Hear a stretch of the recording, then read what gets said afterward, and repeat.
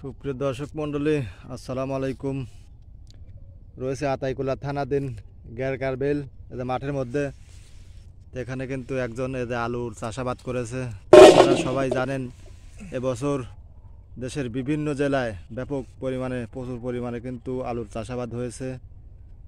তো পাবনায় কিন্তু তার ব্যতিক্রম নয়। পাবনার বিভিন্ন এলাকা আনাচে কানাচে কিন্তু এবছর আলুর চাষাবাদ হয়েছে। এই কারণে কিন্তু আলুর বাজারে ধস।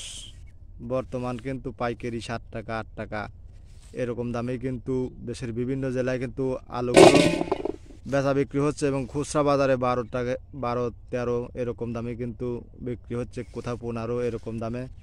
তো এখানে যে একজন আলু চাষাবাদ করছে আমাদের এইখানে দেখুন, এটা হলো আপনার স্টিক আলু, অনেকে কাঠিলাল আলু বলে।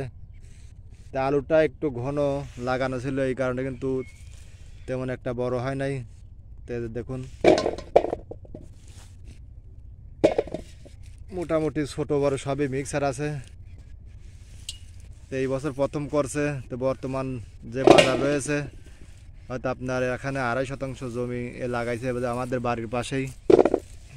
তো মোটামুটি যে দাম দিয়ে আপনার বেসনটা কিনা ছিল সে দামও কিন্তু বর্তমান উঠতেছে না। তো বর্তমানে আলুর এই বাজারে এরকম দামে কৃষক যারা রয়েছে তারা কিন্তু হতাশার মধ্যে আছে, আর লোকসান তো আছেই। তো দেখুন আলুর সাইজগুলো দেখুন, এগুলো হয়তো বাজারে নিয়ে বিক্রি করলে পরে আপনার 7 টাকা 8 টাকা এরকম পাইকারি হাইস্ট বিক্রি করতে পারবে। তো বর্তমান খুচরা বাজারে 12, 14, 15 চলতেছে।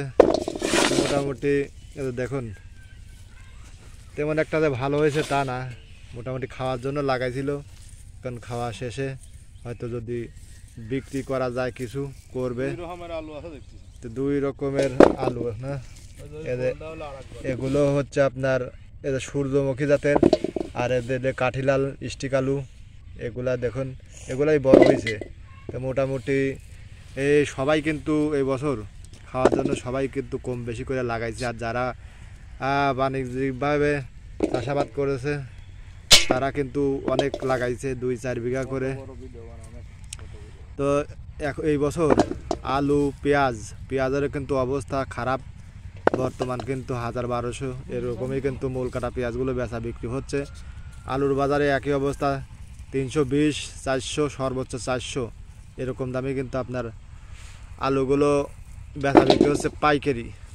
আর রসুনের অবস্থাও কিন্তু এই বছর খারাপ একটা সম্ভাবনা দেখা যাচ্ছে। প্রচুর পরিমাণে রসুনের আবাদ হয়েছে।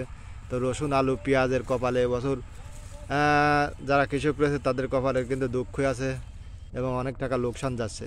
তো এই অবস্থায় কিন্তু পাবনায় বিভিন্ন যারা কৃষক রয়েছে আলুর চাষাবাদ করেছে তাদের এই অবস্থা। তা আপনাদের কি অবস্থা? আপনারা যেখানে আলুর চাষাবাদ ব্যাপক প্রচুর পরিমাণে আলুর আবাদ হয়, চাষাবাদ হয়, আপনাদের কি অবস্থা? কেমন রেটে বিক্রি করতেছেন? কোথা থেকে দেখতেছেন? অবশ্যই কমেন্ট করে জানাবেন।